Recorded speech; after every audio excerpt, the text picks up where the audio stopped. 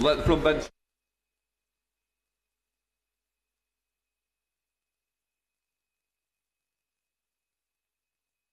Right, let us start with questions to the Solicitor General.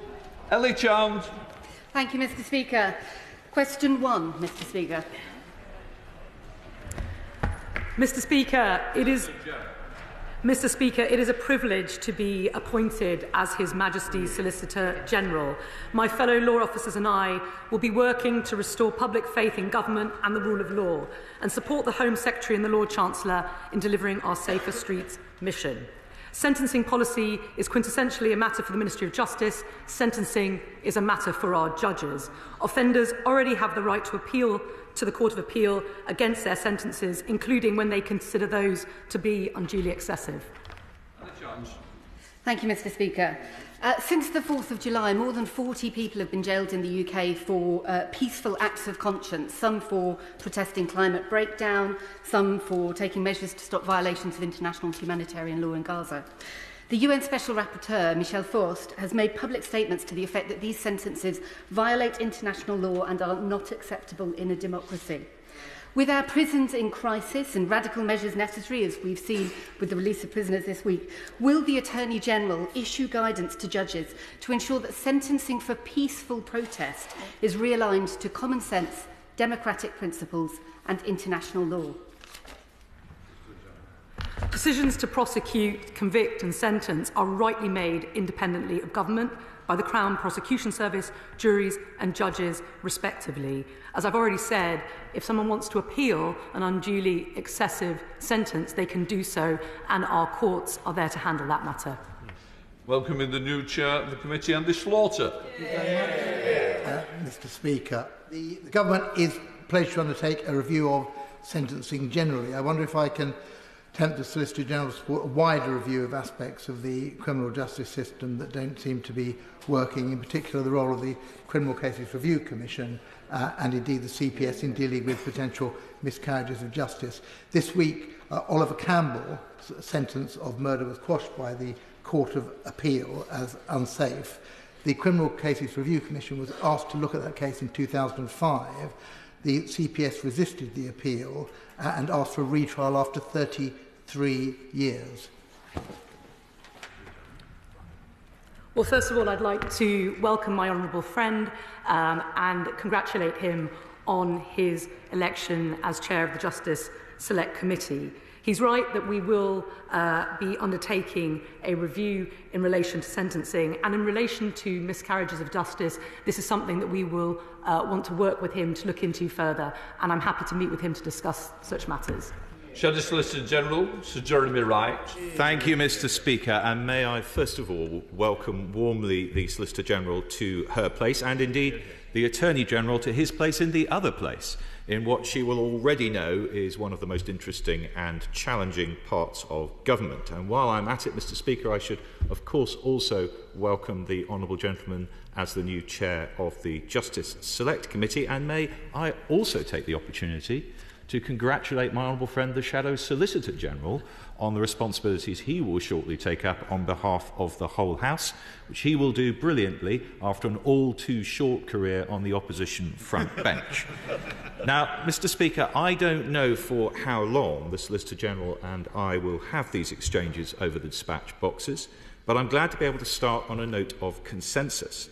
I agree with her that it would not be appropriate to extend the unduly lenient sentence scheme to cover unduly severe sentences, where, as she says, appeal is already available. But she will agree with me that the scheme is always capable of improvement.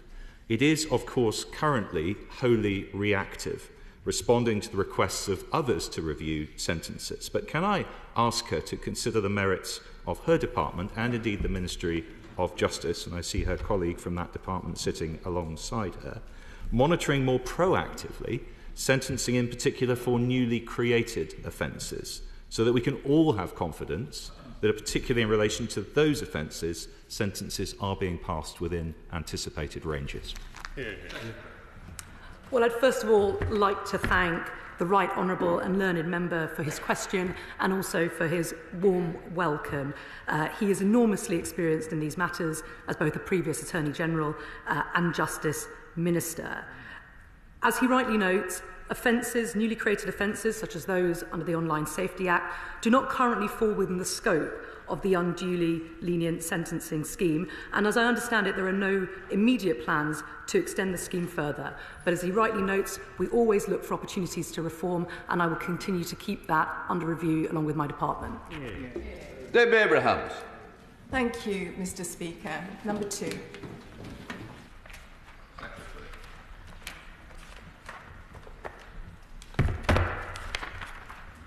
Mr. Speaker, with your permission, I will answer questions 2, 7, 9 and 10 together. For too long, women and girls across the country have faced routine threats of appalling violence and abuse. This government was elected with a clear mandate to halve violence against women and girls within a decade, and that is what we will deliver, and it is something that I am personally committed to. In the early stages, I've recently met with the Domestic Abuse Commissioner and also with the Victims Commissioner to discuss how the CPS can work closely with the police from the earliest stages to build robust, victim-centred investigations which result in driving improvements in conviction rates. Debbie Abrahams. Thank you. And I welcome the Solicitor General to her place as well. The Solicitor General will be aware of the appalling increase in crimes against women and girls across the UK, including in my constituency in Oldham and more widely across Greater Manchester. We had more than 1 million last year recorded, 20% of all crimes logged, and an increase in violent crimes against women and girls. What plans has the government got, given the serious nature of this, to ensure that we prosecute effectively and quickly? Well, once again, I'd like to congratulate my honourable friend on her election as chair to the Work and Pensions Committee. The statistics that she highlights are indeed worrying, and they are why the mission of halving violence against women and girls is central to this government's agenda. And of course, behind each of those statistics lies heartbreaking personal stories. We need to do so much better. It's why the Lord Chancellor has committed to introducing specialist rape courts to fast-track rape cases. It's why the Home Office is developing plans to introduce specialist rape and sexual offence teams in every single police force. It's these sorts of measures that are going to address the problems that she highlights. Peter Swallow. Thank you, Mr. Speaker. The 2023 Peel report into Thames Valley Police identified that they don't make full use of Clare's Law. Does the Secretary General agree? The Solicitor General agree with me that Clare's Law is a powerful tool to protect women from those already prosecuted for domestic violence? I thank my honourable friend for raising this important issue, and he is right. Clare's Law is a powerful tool, and it needs to be even more evenly and consistently applied.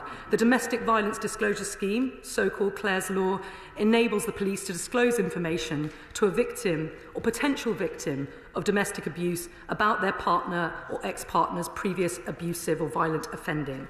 Police, of course, need to consider each request on its own merits. However, more needs to be done to ensure the scheme is consistently used by police forces across the country. And I understand that the Home Office are currently engaging with the police to see how its application can be improved. Right, Catherine Fuchs. Thank you, Mr. Speaker, and may I warmly welcome the Solicitor General to her place. I'm sure she agrees with me that the dreadful legacy of the last government's record on rape convictions cannot be allowed to continue.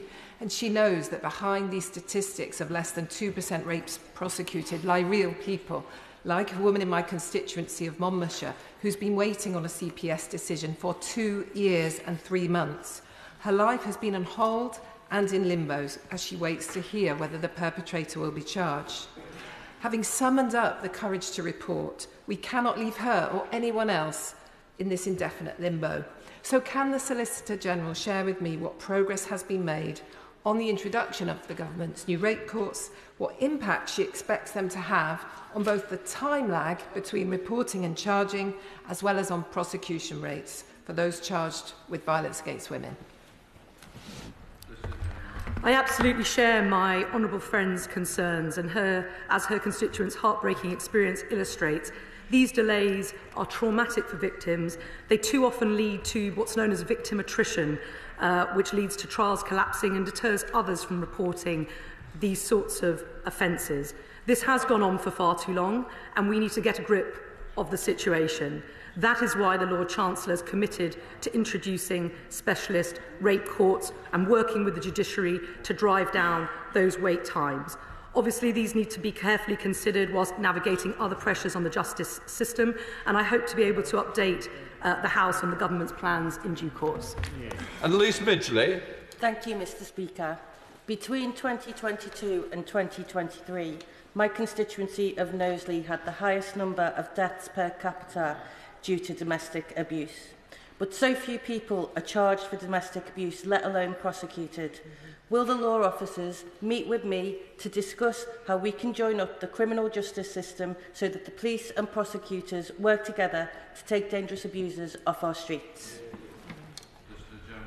My honourable friend is absolutely right to highlight those incredibly distressing figures, and as I said before, the human stories that lie behind those will each tell a tragic tale, and that's why tackling this issue is at the heart of this government's agenda. I would, of course, be happy to meet with my honourable friend, as well as her local Chief Crown Prosecutor, Jonathan Storer, to discuss the serious issue that she raises and look to how we can improve joint working between the CPS and the police. Neil Shastri-Hurst. Thank you, Mr. Speaker, and may I congratulate the Solicitor General on her appointment.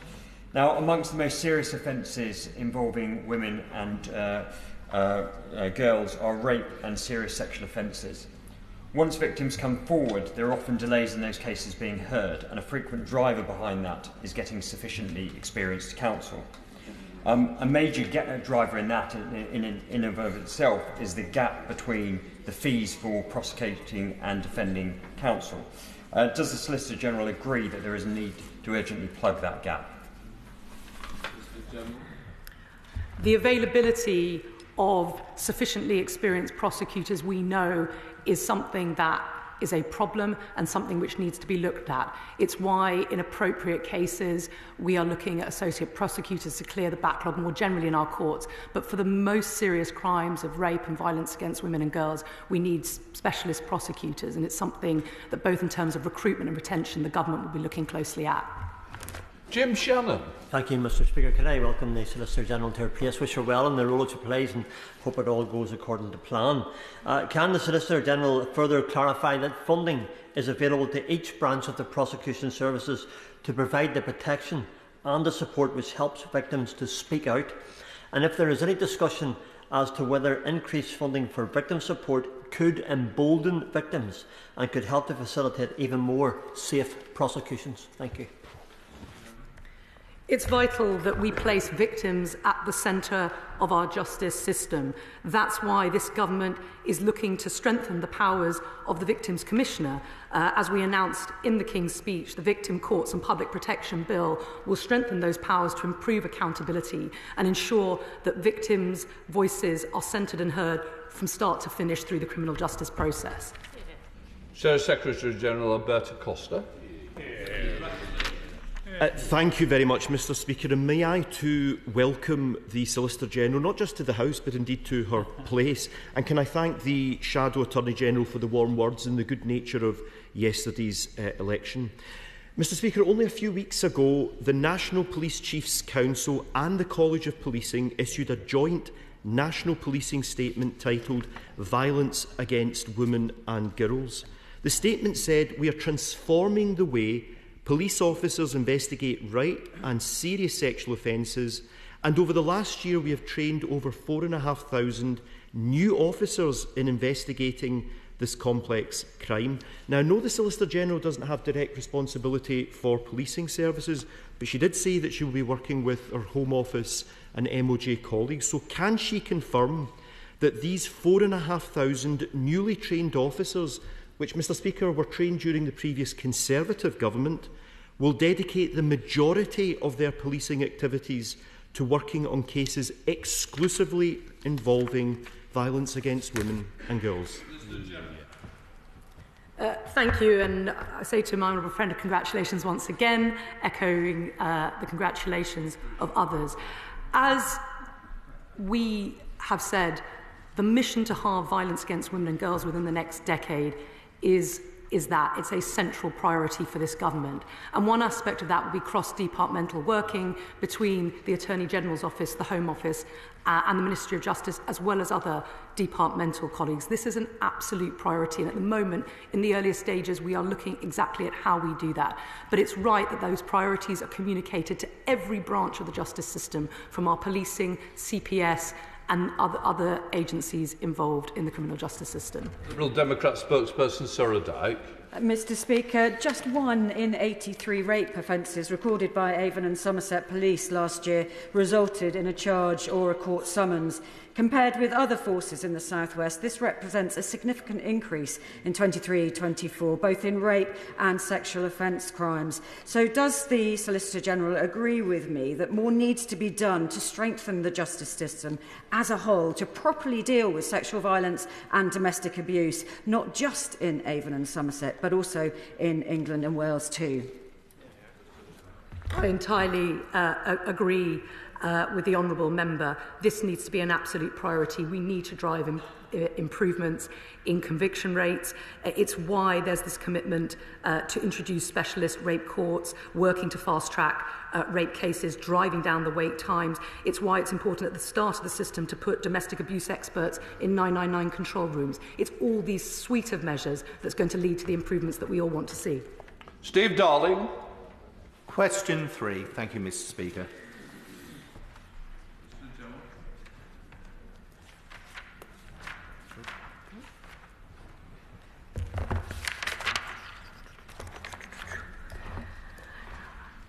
I thank the honourable member for his question. Our Safer Streets mission will drive forward essential change to bring an end to the epidemic of shoplifting that is plaguing our high streets. The charge rate for shoplifting offences between 2018 and 2023 under the last government went down significantly by 5%. We're seeing 10,000 fewer charges a year. Rather than criminalising vulnerable people, this government believes that criminal gangs have been emboldened by effective poor enforcement and immunity on low-level shoplifting. We're not prepared to stand by and allow that to continue, which is why we believe the time is right for taking action against this unacceptable behaviour. Steve Darling. Mr Speaker, may I first of all congratulate the Solicitor General in their appointment. The British Retail Consortium identified that there is £1.7 billion worth of costs to traders of this offence.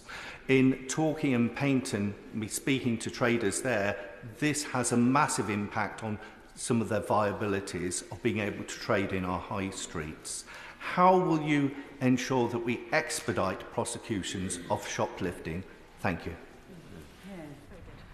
Once again, I thank him for raising this matter. All of us will be all too aware of the impact that these offences are having on our constituents, whether they be customers or the businesses themselves. The police are working closely with CPS colleagues to prosecute shoplifting, but we know there's more to do.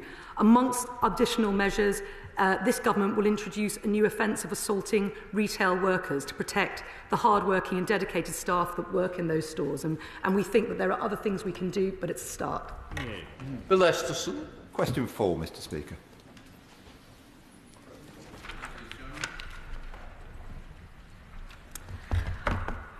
It seems there's a lot of congratulations going on this morning. May I congratulate the new chair of the Energy and Security Committee. And Mr Speaker, with your permission, I will answer questions 4 and 8 together. The Prime Minister and Home Secretary have been clear there is no place for senseless violence on our streets.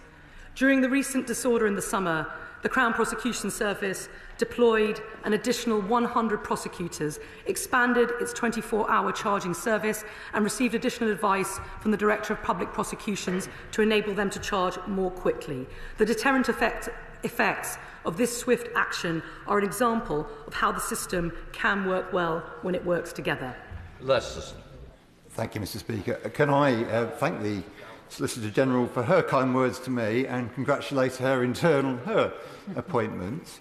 Can I also congratulate the government on the excellent response that she just outlined in response to the riots over the summer. And talk about the early release scheme, which of course was the result of the shortage of prison places inherited. I'm sorry, Mr. Speaker. The result of the shortage of prison places inherited from the previous government. But does she agree with me that those convicted and imprisoned as a result of the riots and those who incited those riots and are now in prison should not benefit from that early release scheme? I'd like to express my solidarity with my honourable friend and his constituents who will have been closely affected by awful recent events in his neighbouring constituency. I know that the Attorney General was deeply moved by his recent visit to Southport and what he learnt there. In relation to the release scheme, he will have heard the Lord Chancellor set out very clearly this week the importance of the need to take action with the mess that we as a government have inherited on prison places. Without the action that we have taken, we would have faced courts unable to hold trials, police unable to make arrests, and a total breakdown of law and order. She has provided details of that scheme, including the carefully considered safeguards within it, and that scheme will apply across the board to all offenders, including rioters and those convicted of the most serious offences. Jake Richards. Thank you, Mr. Speaker, and it's wonderful to see my honourable friend at the dispatch box. I would also like to add my congratulations to the government at the speedy way justice has been done for many of the rioters that we saw over the summer, and it's testament to the good work of the CPS and also defence lawyers as part of that process. What lessons can be learnt more generally to ensure that speedy justice can occur for specific offences, in particular domestic violence? I thank my honourable friend for his question. The main lesson I believe we can take from this is how well the system can work when all of its constituent parts, the police, leadership at the top of government and the CPS are all pulling in the same direction. And it's that approach that will inform this government's commitment to mission-led government, which will bring all key elements of the criminal justice system together and ensure that decisions are taken thinking about the whole of the system in mind. And that will apply particularly to the mission on halving violence against women and girls. Polly Billington. Question number 6, Mr. Speaker.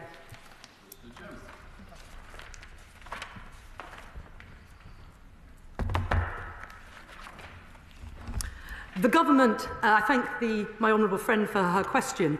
This government has made tackling antisocial behaviour, which blights our streets and threatens many of our communities, as a top priority. The new crime and policing bill, announced in the King's speech, will include strong measures to tackle antisocial behaviour, support neighbourhood policing, and give police stronger powers to crack down on that antisocial behaviour to keep our streets safe. Polly Billington. Thank you very much, Mr. Speaker. I'm grateful to my honourable friend's reply. What we notice, particularly in town centres like Ramsgate and Margate, is that antisocial behaviour, drug dealing and street crime, particularly knife crime and so forth, continues because of people's anxiety about giving evidence against the criminals.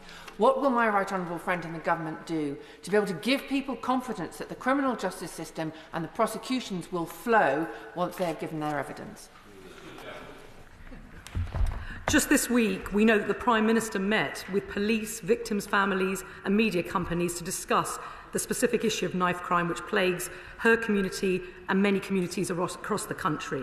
He has promised to double down on these crimes and to halve them in the next decade, and I'm part of a cross-departmental team who will work to deliver this. The government is committed to taking back our streets, whether in terms of increasing the numbers of neighbourhood policing, recruiting more prosecutors to deal swiftly with these crimes, and bringing forward laws to ban zombie knives and machetes.